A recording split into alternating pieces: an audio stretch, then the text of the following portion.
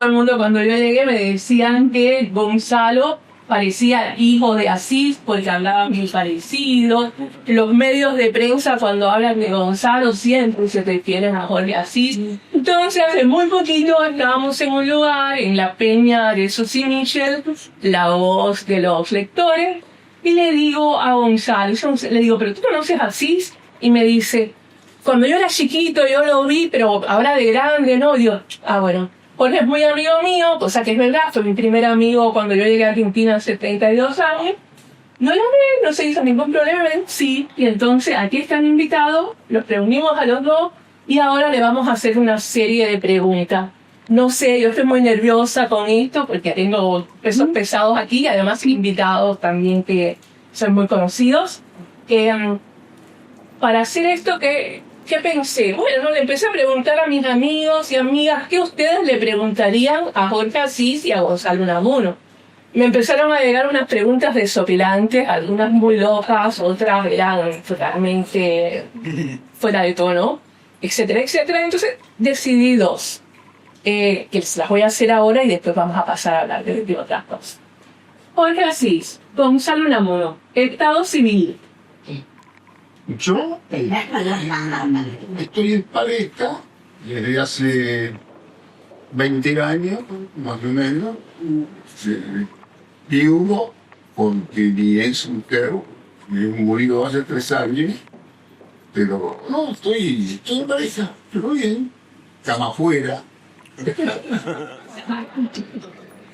Eso es algo de lo que podemos hablar de también, tiene que ver con la literatura. ¿Gonzalo? Yo estoy en pareja con Eugenia, que está aquí presente, van a ser 3 años, así que bueno, Ya saben. en pareja. Muy bien. Cama de él o cama separada. También eso me interesa. La segunda pregunta. ¿Ustedes escriben para que los quieran? ¿Oye? No, por supuesto que me gusta que escriban más. Prefiero gustar, prefiero que lo digan. Mi lector me conoce, mi lector conoce mi formación, sabe que vengo de Avellaneda, sabe que escribe en el domiciliario, que leí, que escribí robadas en los jardines de Quilmes, que fue un éxito atroz, que fui considerado el fenómeno. Cuando tenía la edad de él, que veo que le parece un poco, pero tendría más, me supera. Esa es la conversación que tenían al Me Trinidad. parece que me supera. Pero mi lector me conoce, ¿no?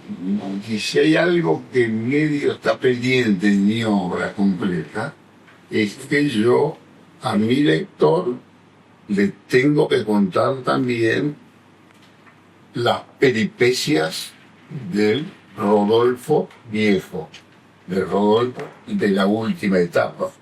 Y esta es una decisión mía, es una decisión más que literaria. Por supuesto que siempre trabajo, que siempre escribo, pero es la problemática del ocaso.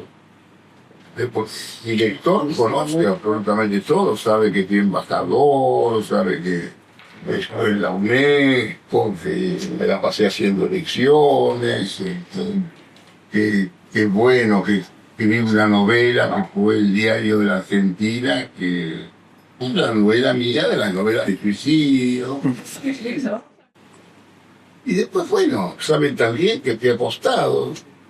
Escribí El cuaderno del acostado, mi libro que yo sé que a mucha gente que estuvo pasando por algunos problemas le hizo bien. Te digo, lo único que me queda pendiente es contar el rol con esta época. Y esta es una decisión más que novedad. Es un escritor. Porque, bueno, ya lo digo, tienen más de 25 libros y hay una biografía no autorizada, más de 25 libros. ¿Más? Bueno, Wikipedia dice que tienes 25 y yo tengo casi toda la colección. Yo hay que contársela. Pero hay una biografía no autorizada tuya de 627 páginas capítulos que aparecieron en los medios de comunicación. Y de pronto tuve alguna vez que hacer alguna aclaración, porque los muchachos jóvenes como que conocen todos mis secretos. porque muchas veces el Jorge Asís con los personajes literarios se unen de tal forma que todo el mundo cree que los personajes de tu novela eres tú. Y de ahí viene tu primera relación sexual, ya que la primera charla era de sexo. Que ellos tomaron algo en cuenta. Es mentira, porque estos muchachos que son muy buenos y con muy buena intención y está bien escrito. Quizás yo tengo que hacer alguna crítica, es cuando un escritor escribe en primera persona, no es todo biográfico. Yo he contado cosas en primera persona que todos, y por la manera mía de escribirlo, parece que fue exactamente así, y no fue así. ¿Me entendés? Por ejemplo, ¿qué cosa me molestó de esa biografía? Los amores de Jorge Asís y demás. Y aparecieron dos fotografías de dos mujeres muy famosas que sí que tuvieron alguna historia con él. Pero poner una fotografía, porque los pibes se equivocaron, porque dieron una mala información, y ponen una fotografía de Marín Lender. La Argentina es un país muy importante para Francia.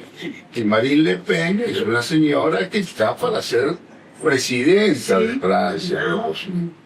Y en la época en que ellos hablaban de que habría ocurrido la historia con ella tendría 20 años.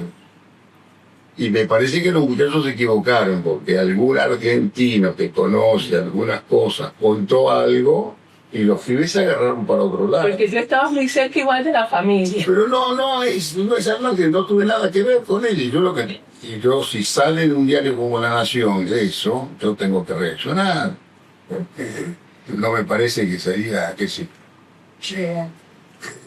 Fue lo que no me gustó en principio nada más, pero después en muchos aspectos están muy bien contados, tengo entendido. Que yo no lo lea porque no estoy un poquito harto de mis historias. No tengo ganas tampoco, porque aparte, ¿sabés qué es lo que pasa? Que se quieren jactar de conocer mis secretos, y yo te aseguro que no conocen. Bueno, porque esa es la realidad, mira, todo el mundo cree que te conoce y te marcan en el escritor, el político, y muchos dicen que eres mejor político que escritor. Bueno, mira, a ver, yo te cuento para decir la cosa lo más clara posible. A vos te van a decir que yo soy un escritor que queda aislado por cuestiones de la política. Y en realidad yo fui salvado como escritor por la política. Por la política. Yo, cuando me voy como embajador, yo estaba absolutamente en la lona en primera C. Estaba luchando por el ascenso, quizás a la primera B. Y de pronto, por la política, en muy poco tiempo paso al tratamiento de su excelencia con chofer, un departamento de 500 metros frente al Arco de Triunfo, y cambia completamente mi vida. Cambia completamente mi vida.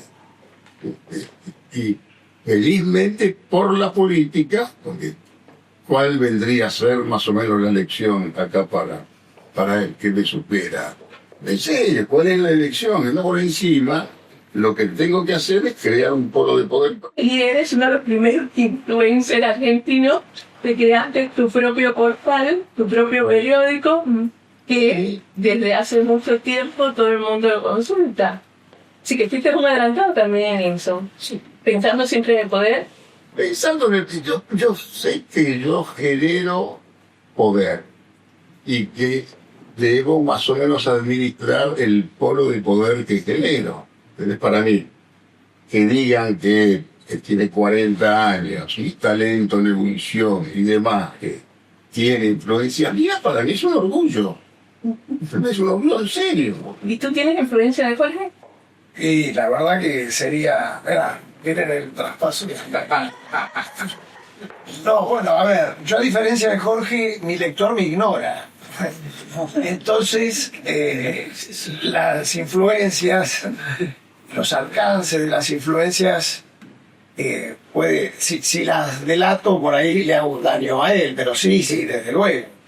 Como un personaje icónico de nuestra literatura en primera instancia, y también como esto que él acaba de señalar, porque en alguna época de mi vida, cuando yo quería empezar a escribir, como además tengo también una militancia política, uno quería en la historia, por llamarlo de alguna manera, parecerse a Paco Brondo, parecerse a los grandes desterrados, ¿no?, de su tiempo y demás. Y Jorge Asís, en nuestra época, es decir, en mi contemporaneidad, representaba un poco eso, ¿no? Sin haber sido de la línea de Lorca, de tipos literalmente fusilados por dictaduras, es esto que él dice. Cuando el poder te pasa por arriba, cuando un escritor coquetea con el poder, corre el tremendo riesgo de ser un escritor que hace política o un político que escribe. En esa oscilancia, en esa nebulosa, puede caer por ambas partes en un vacío atroz, porque te hacen, como se suele decir, te hacen sapo en ambos bandos. Entonces vos, la única forma de supervivencia que tenés es generando un peso propio, que no importa ya si sos... Creo. Sí. ¿Se escucha mejor? Sí.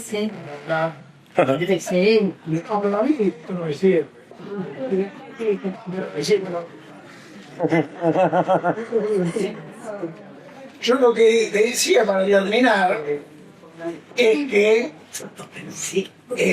incluso uno siendo un incordio, un grano en el lugar que todos imaginan un grano molesto, no deja de ser, en tanto escritor, además una rara avis, porque hay un manto de misterio en esos seres un tanto marginales que somos los escritores, que nadie termina sabiendo bien de qué vivir. ¿Tú tienes fama de perverso como escritor?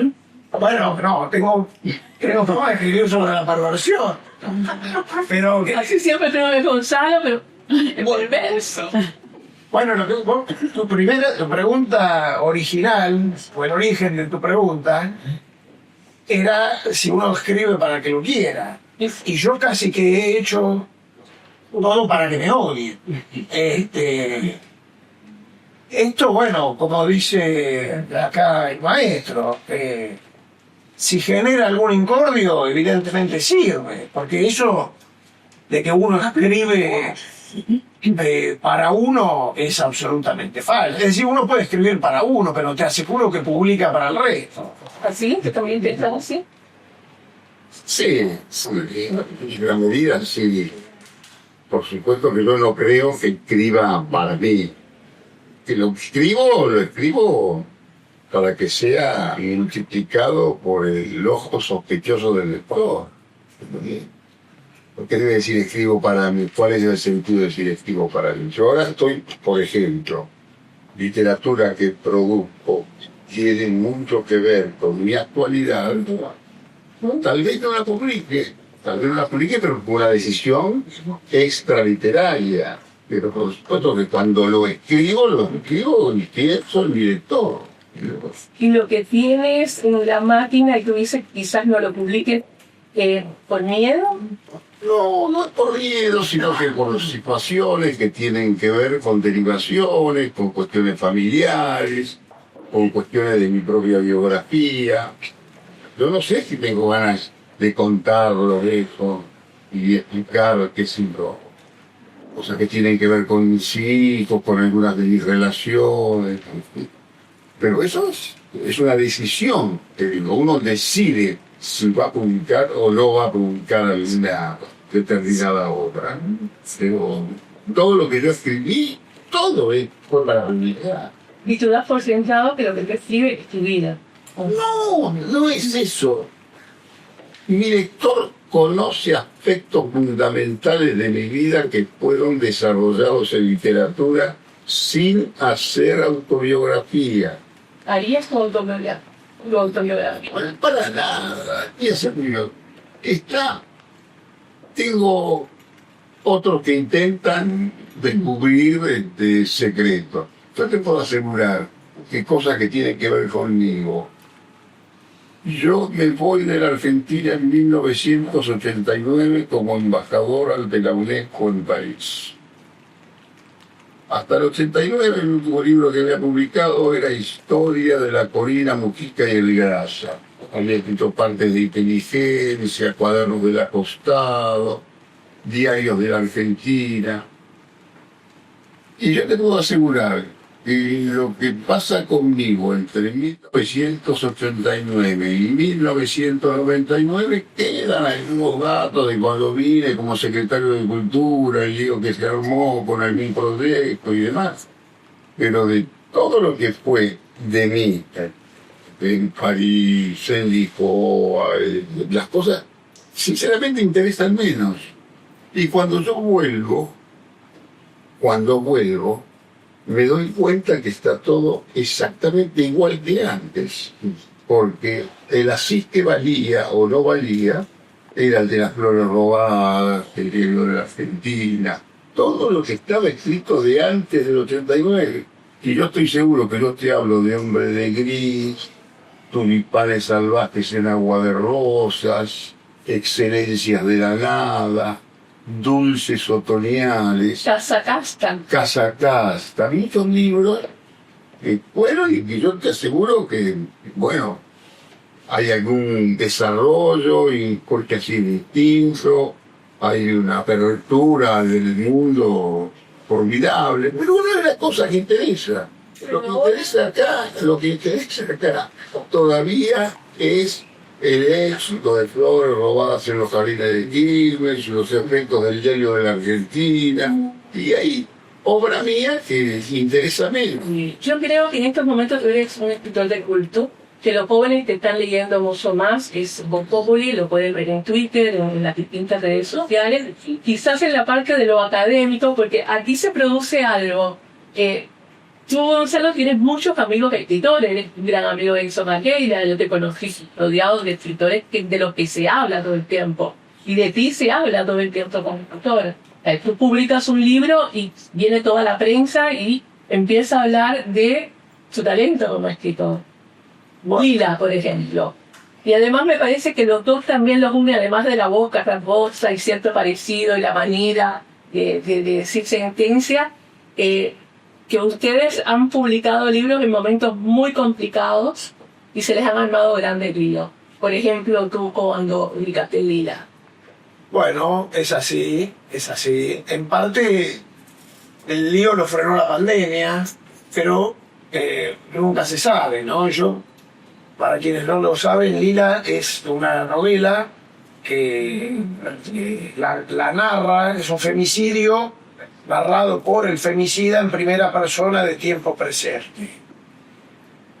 Con todos los matices, es decir, sin ningún golpe bajo en cuanto a la espectacularidad del crimen o un tipo apilando cadáveres en un freezer en el fondo de la casa, ni nada así, sino el entramado, el desglose del perverso, del psicópata integrado, del hombre premiado por la sociedad.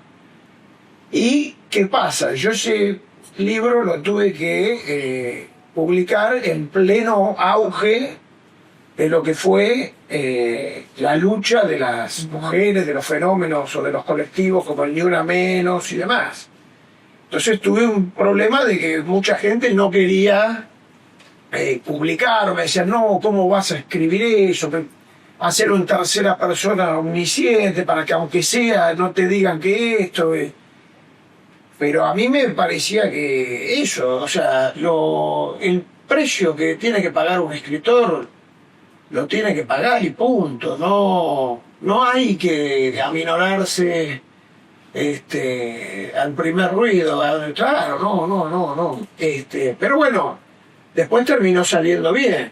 Y el mundillo literario, ¿cuánto les influye a ustedes para después, como casi todos conocen la literatura de ellos, les voy a hacer algunas preguntas que tienen que ver más con esto de ser influencer, en tu caso, de tu portal, de cómo se puede manejar la opinión pública, porque tú también trabajas en un streaming, tienes un programa en radio, o sea, los dos son comunicadores que son muy buenos. Con esto yo quería antes decir cómo te han definido a ti, Jorge. Gran escritor, astuto, polemista y arqueólogo del poder.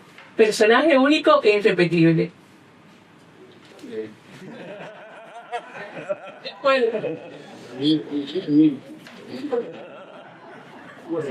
Repetir, no sé, pero sé que el que me definió así conoce bastante. Polémico soy, y voy a decir, no, yo no soy polémico, pero sí, el arqueólogo del poder, ya, yo me ocupo del poder, a mí me interesa la problemática del poder. América Latina, la gran literatura latinoamericana, tiene mucho que ver con la cuestión del poder. Y acá fundamentalmente sí, me interesa mucho la temática del poder. Me interesan mucho los medios de comunicación también como factor de poder. Lo que pasa con los medios. Yo era influencer antes de que se conociera la profesión de influencer, ¿no es cierto? Pero sí es verdad lo que dicen ahí. Con tu portal, de cuando tú comenzaste ahora, ¿qué sientes que ha pasado con el portal?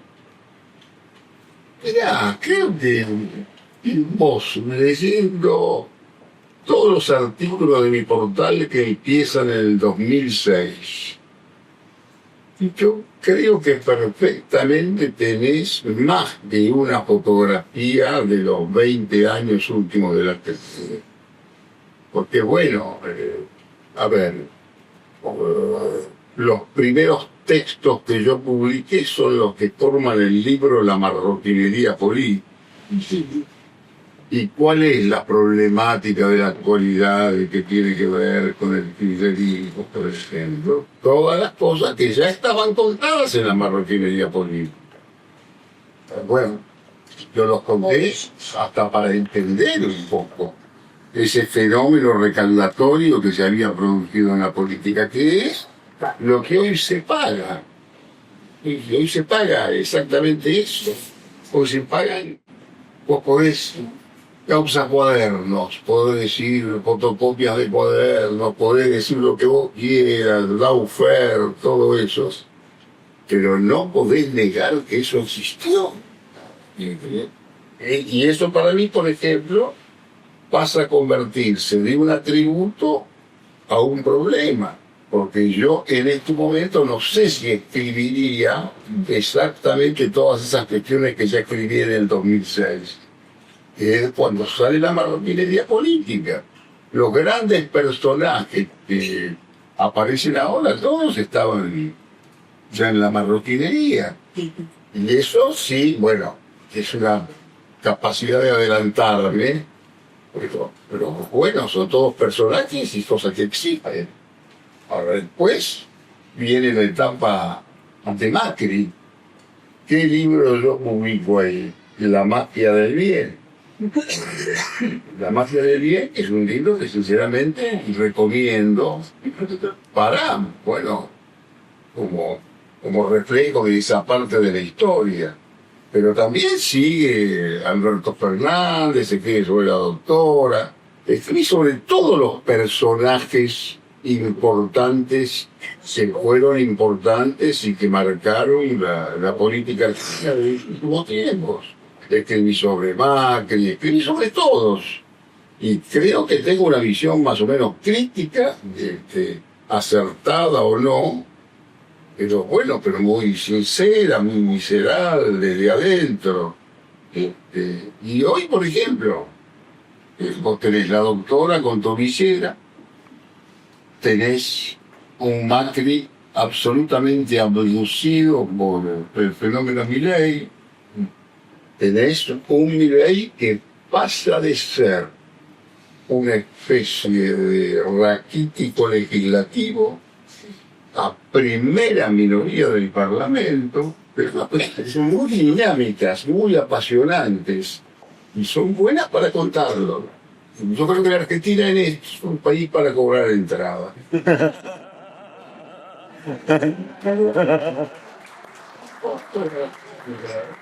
Porque si vos estás afectivamente bien, bien de salud, no tenés grandes necesidades, es un país para verlo por televisión. Porque tenés que tomar alguna cierta distancia de lo que pasa. Y como acá hay una cotidianeidad del escándalo, el escándalo es prácticamente el estado natural de la respiración de la sociedad argentina. Y cualquier escándalo es atenuado por un escándalo superior. Y como hay una sucesión casi inconmensurable de escándalos, esto se convierte en el país más entretenido. Y a mí que me gusta contarlo, por supuesto que es un gran desafío interpretarlo también, ¿no? Porque no se puede dejar de llevar por los pintoresco y el fondeo respectivo. Y Argentina, en este aspecto te diría, me parece que es una sociedad bastante hasta envidiable. Envidiable.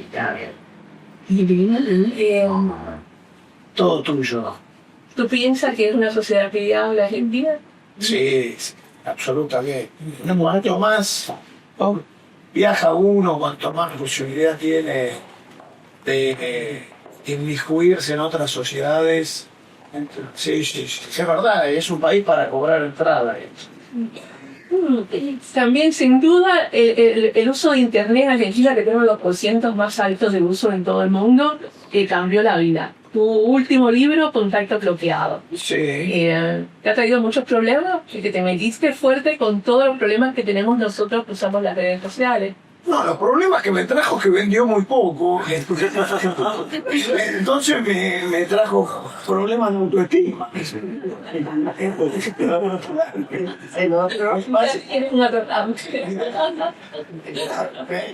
Me trajo problemas de autoestima. Ojalá me hubiera traído problemas de otra naturaleza. Vos tenés 40 años. Sí.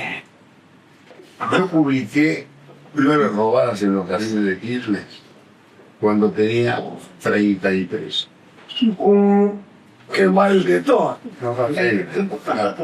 Ahí sí, cuando, a ver, yo no concebía un escritor, a mí como escritor con 79 años, creo que tengo ahora. Estoy a 3 meses de los 80. ¿Te ves bien? Yo, pues no me quejo. Estoy verdaderamente, pero digamos, escritor de 33 años no soy ese escritor. Ahora, por supuesto, me toca la categoría de fenómeno.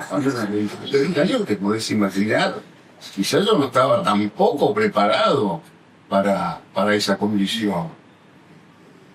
Y yo cuando publico Flores robadas en los jardines de Quilmes, Que se lo dedicas a Haroldo Conti. Vos querías mencionar eso porque era un momento durísimo de Argentina y había que... es un tema menor que siempre No la sale, porque, a ver, lo único que yo podía hacer por mi amigo Haroldo Conti, porque a ver, mi novela yo la termino de escribir en el 78, se publica recién en el 80. Ya hace 45 años, se publica en el 80. Y yo tenía a mi amigo Haroldo Conti que estaba desaparecido. Bueno, y era una impotencia. Por supuesto que no, es imposible trasladar las problemáticas. Pero en aquel momento, sin celular, sin internet, con el tema de la comunicación bastante vedado.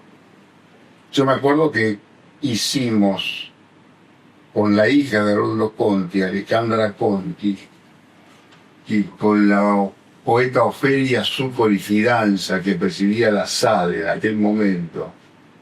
Y yo voy con un fotógrafo de Clarín, porque habíamos hecho una conferencia de prensa, llamábamos para hablar del tema de Haroldo Conti, y no vino nadie. Y como no vino absolutamente nadie, yo me arreglo con el fotógrafo, y nos saque una foto a los tres y lo mandamos como si fuera una conferencia de prensa real. Y bueno, pero no fue así. Lo único que yo podía hacer por mi amigo Arnoldo Conti es preguntar, dedicarle el libro, preguntar, in memoriam, lo mataron, ¿qué hicieron? Nada más que eso. No fue una cosa de valentía, ni una provocación, ni nada de eso. Fue casi te diría una necesidad, porque era un amigo y a mí me da lástima cuando lo toman a Haroldo Conti simplemente por las cuestiones estas de la desgracia de su final. Antes de eso, fue el autor de Sudeste, Alrededor de las Jaulas, En Vida, unos cuentos maravillosos. Una vida desopilante, ¿no? También la vida absolutamente desopilante, la novela como Sudeste, que me parece que es mucho más importante que todas las declaraciones que pudo haber hecho y demás. Pero bueno, Conti es uno de los escritores que me falta. Me falta porque tenía un nivel, una magnitud, una humanidad, un sentido del humor, era absolutamente increíble. Y Conti es el que me hace actor, porque entre tantas cosas de mi vida, yo fui actor. Trabajé en una película que se llama La muerte de Sebastián Arache y su pobre entierro, que yo hablarles a ustedes de esa película, yo tendría que es una especie de casi libertinaje lo mío, porque todos los personajes de esta historia están todos muertos. Estaba muerta la actriz principal, Luisa Beini, muerto Nicolás Sarkis. Voy a trabajar en la película esa porque se muere un actor en plena filmación, Raúl del Valle. No tenían un mango. El libro era de Haroldo Conti, muerto también, todos muertos.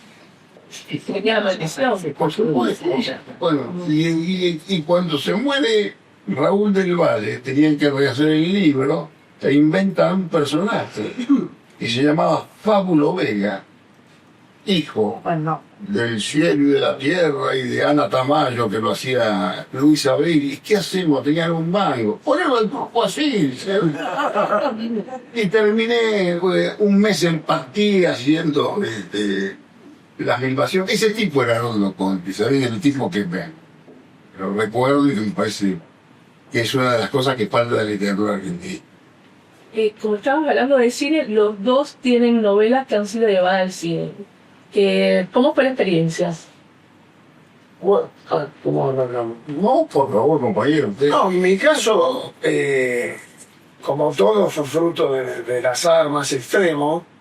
Yo tengo una novela que se llama Que todo se detenga, y todavía tengo una amistad con Juan Palomino, y un día me llama, me dice, ¿qué estás haciendo? Le digo, boludeando, porque ¿qué puedo estar haciendo yo en determinadas horas? Y me dice, venite a tal bar, que estoy con un director de cine que no deja de hablarme de tu película, de tu libro. Entonces, bueno, voy y me encuentro con Juan Maldana, que ahora dirigió la serie de Di María y la de los Campeones de América, está muy en plataformas importantes. Por supuesto, el éxito siempre le viene después de haber hecho mis películas. Y ahí me comenta. ¿Y qué pasa? Para mí, yo en ese momento tenía 30 años, 29 años, de 30. Y si al pequeño Gonzalo, que en algún momento soñaba con ser escritor, le iban a decir, no únicamente que alguna vez iban ya a publicar sus libros y demás, sino que además le iban a hacer una película o iba a entrar en ese universo tan polémico y ajeno que es el audiovisual, porque uno no cuenta desde el vamos cuando escribe con la tiranía de la imagen.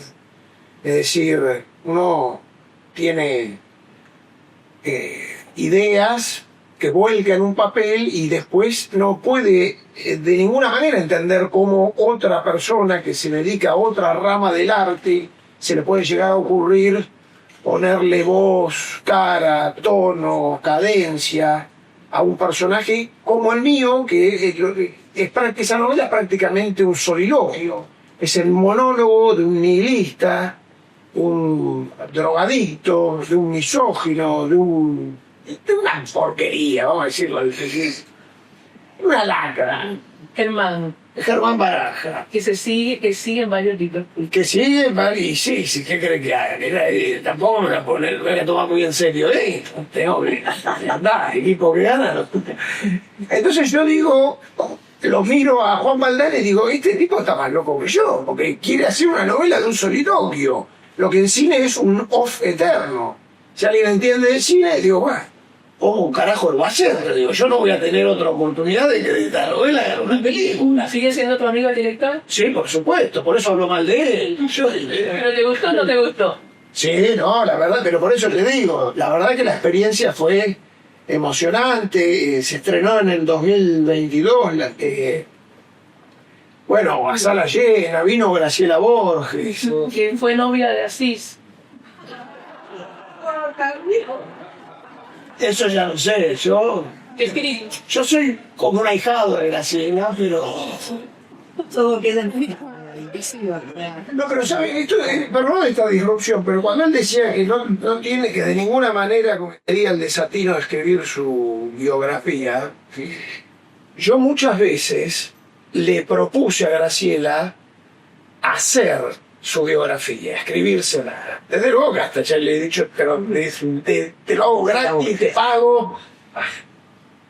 Y en realidad sería injusto atribuírselo a ella, pero creo que los personajes como el Turco, los personajes como Graciela, cometerían un error gigantesco si se pusiesen esa perimetral, que es una autobiografía, porque se cercenan y además ponen en contraste algo que no tienen que hacer, que es nunca poner en jaque su condición de mitos, su clave mitológica.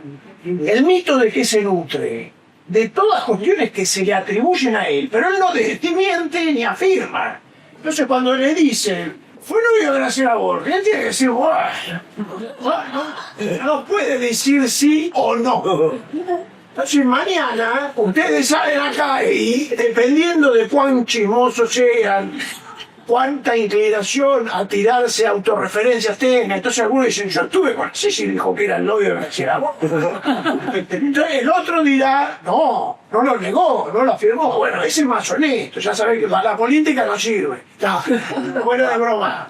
El problema, imagínense si Perón, en todo al margen de peronistas, antiperonistas y demás, y Borges, hubiesen dicho, yo esto sí, esto no, o se hubiesen puesto a desautorizar o a legitimar todo lo que decían de ellos. Su vida pública, su vida en clave mitológica hubiese sido mucho más acotada, porque Perón sigue hablando y sigue diciendo cosas, lo mismo que Borges, porque nunca se ocupó de desdecir ni de desmentir. El día que vos te pones el ensayo o la arrogancia de decir yo dije esto, en primer lugar necesitas publicidad, que además publicidad que firmas vos, por ende es autor. Graciela tiene tantas historias, tiene una vida tan tupida, tan frondosa, tan alegórica, que no puede de ninguna manera ponerse a decir, entonces, ¿cómo se garantiza la poca perpetuidad que todo ser humano puede garantizar? Se queda acá 100, 50, tampoco vamos a exagerar porque no hay... ¿Cómo te lo garantizas? Diciendo, dejemos que los boludos hablen de mí. Dejamos, no digas nada, vos ponés cara de boludo, hacés la plancha y pasá. Esto es, pero esto como el plano recién. Es como el plano de sacales. Vos no podés decir, si vos ahora vos me decís, escuchame, un amuno, vos saliste con Charlotte Casinari. Y después me peleó con mi novia, con mi madre, me dice, vos sos un mitómano, ¿cómo no me dijiste que saliste con la princesa de Mona? Después todo eso lo arreglo en mi casa. Salimos, pero acá y ahora. Claro, pero no puedo patear esa pelota afuera. Porque me meten en la realeza. Yo que soy hijo de unos piojosos peronistas, nieto de piojosos socialistas, que siempre tratamos de manotear en el carril de la historia, por el viejo Unamuno y por todos los bronces que... ¿Cómo me voy a perder la posibilidad de que el algoritmo me asocie a la realeza de Gómez? Entonces cuando dicen Casiraghi, no, tengo que hacer un recorte firmando vos. Tengo que hacer un recorte. La gente el día de mañana le pregunta a ChatGPT, porque ya nadie ni googlea. ¿Se ¿es cierto? Sí, el descerebrado que daba ya de Unamuno salió con Casiraghi. Lo dijo. No podemos afirmar, no estamos en condiciones de afirmar, no hay pruebas fehacientes. Sin embargo, una nota en tal y cual medio afirmó que hubo una aproximación, pues después lo arreglamos. En resumidas, son un poco mentirosos también. En resumidas, son un poco mentirosos también. No se puede decir que sí o que no. Voy a hacerle 2 preguntas y después voy a dejar que alguno de ustedes pregunte, que me parece que va a ser muy interesante. No tenemos mucho tiempo porque después también queremos tomar vino, porque son los 5 años de la revista. Ser bonito los dos los ayudó mucho en su vida. Porque tú, inteligente ya lo damos por sentado porque lo sabemos todos. Además no hay nadie pagado. Hay muchos inteligentes que no pasa nada, y sin embargo ustedes dos son como sex symbol de la literatura argentina. Las chicas detrás de mí. Hablando de fila. No, lo que pasa es que partir de la base de que te asumís como lindo es un Tu problema. mamá dice que te des lindo. Decirlo en voz alta porque se te van a quedar Patricia Pilar. Es hermoso. Pero bueno, Parecida a la madre. igualito a la madre. No, bueno. Vamos a, ahora sí. Iba a hacer un chiste, iba a decir se parece así, pero no. No, mira, yo te tengo que decir la verdad. En general, y voy a hablar en tercera persona, siempre es un pelotazo todo. A la larga, es un pelotazo. ¿Es lindo? Yo te voy a decir Te voy a decir la verdad. A mí la cuestión de la belleza que se me atribuye, que tenía que ver cuando yo tenía la edad de él, tal vez, la utilicé más con los hombres que con otros. Explica, ¿no? Porque digamos, que las cosas más o menos te puedan servir como instrumento para la seducción y demás, yo creo que es casi obvio, es explícito. El problema son los hombres. A los hombres les gusta estar con tipos que tienen fama de ganadores. Los tipos que tienen fama de ganadores, a los hombres les gusta también vincularse con ellos.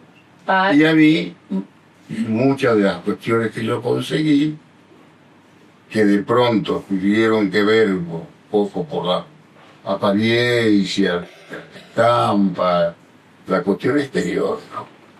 Fue bastante más importante con los señores. Y no porque yo tuviera alguna perversión sexual o alguna inclinación, nada.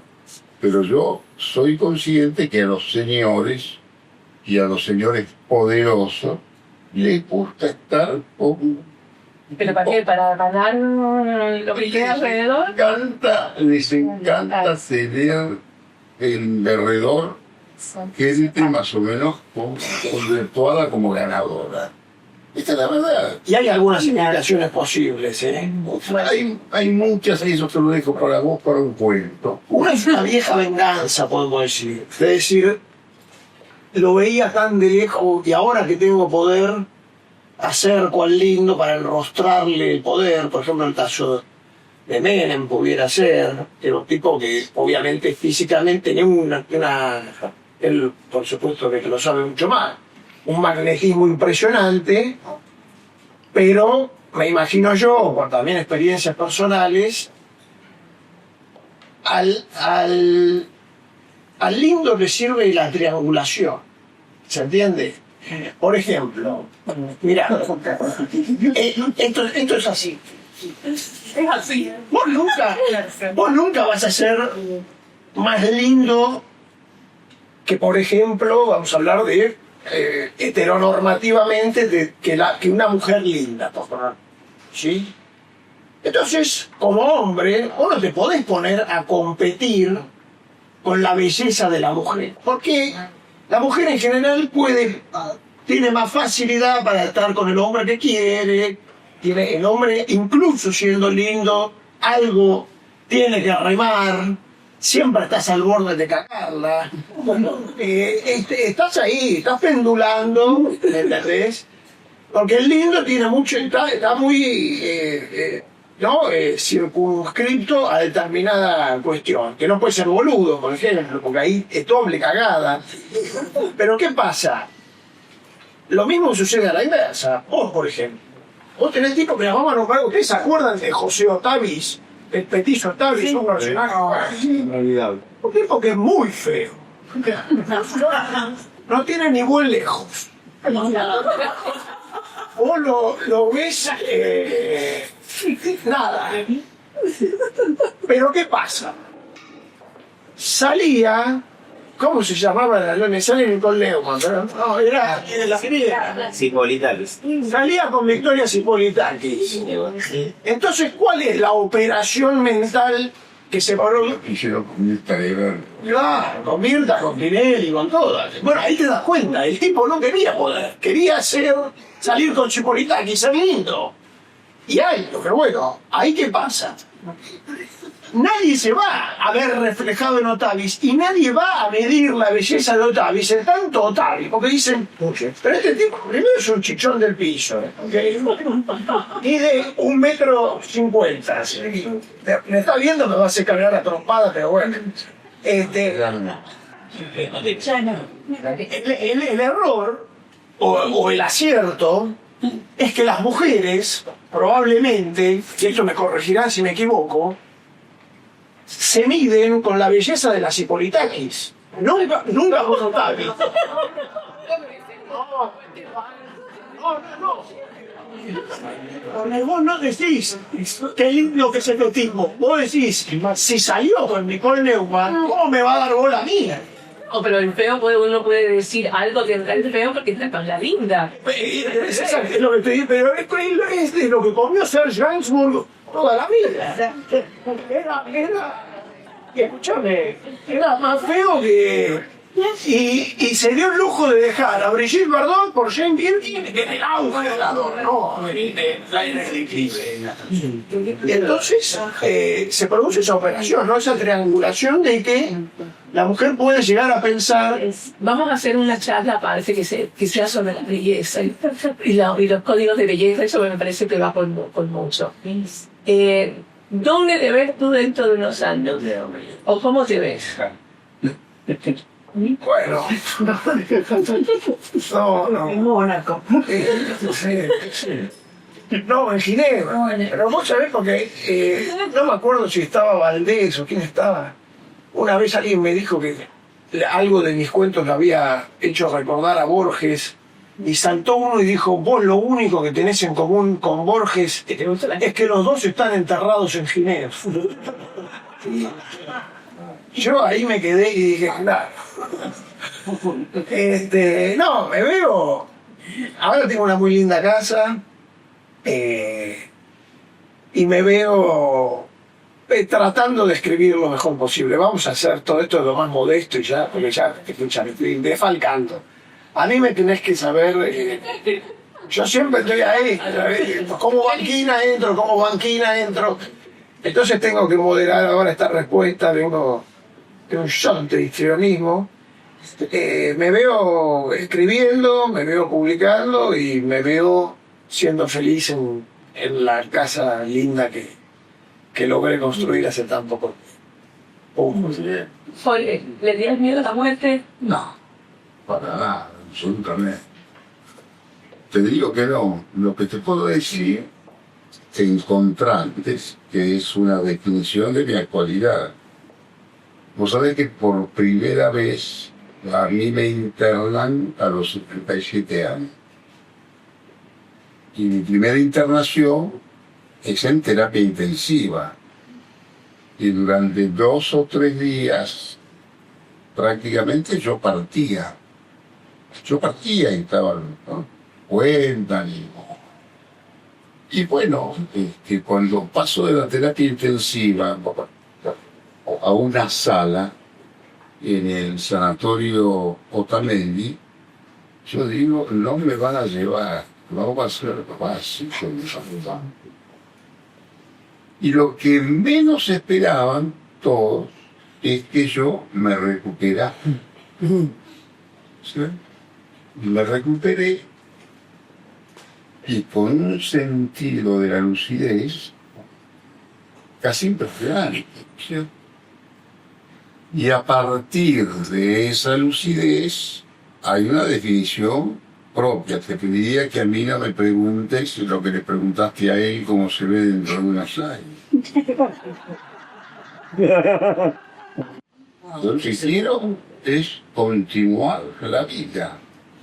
Y me siento bien, tengo algún problema, a veces como adelgacé mucho, tengo poca masa muscular, tengo que hacer algunos ejercicios y demás, me basta con esto a veces, pero yo quiero vivir.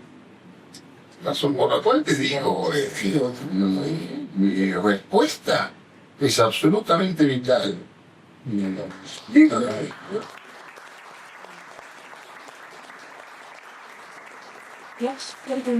Voy a dejar. ¿Alguien quiere hacer alguna pregunta? A ver, seguro que quieren hacer mucho y tanto es vergonzoso porque el primero que levanta la mano voy a dar 3 minutos. No, hola, ¿qué tal? Después de esta velada maravillosa, esta charla maravillosa, si pueden pensar en escribir algo juntos, tal vez.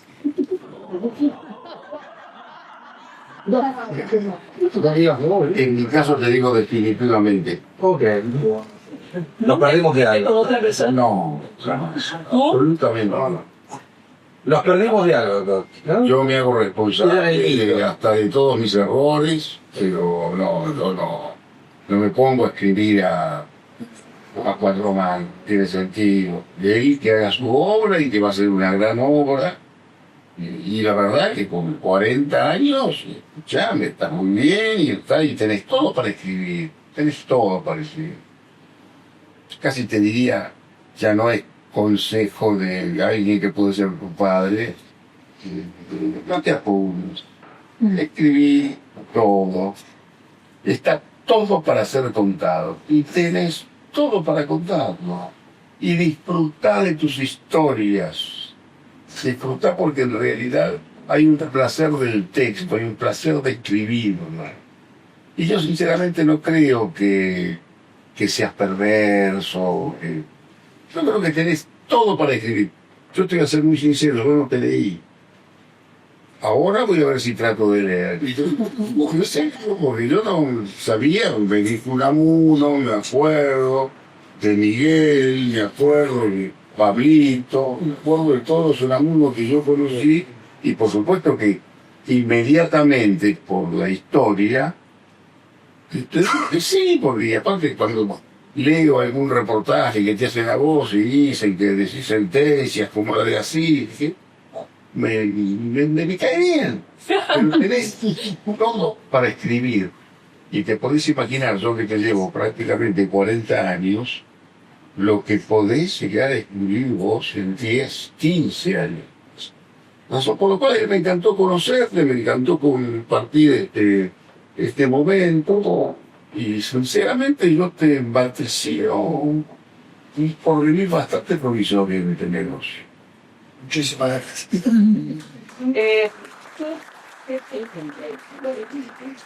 Susi Miller, la voz de los lectores. Te quería hacer una pregunta. ¿Te quedó algún asunto pendiente? ¿Alguno que puedas mencionar, por lo menos? ¿Asunto pendiente? No, te diría que... ¿Temas pendientes no? Y temas pendientes alguno de pronto. ¿Alguno que puedas mencionar? No.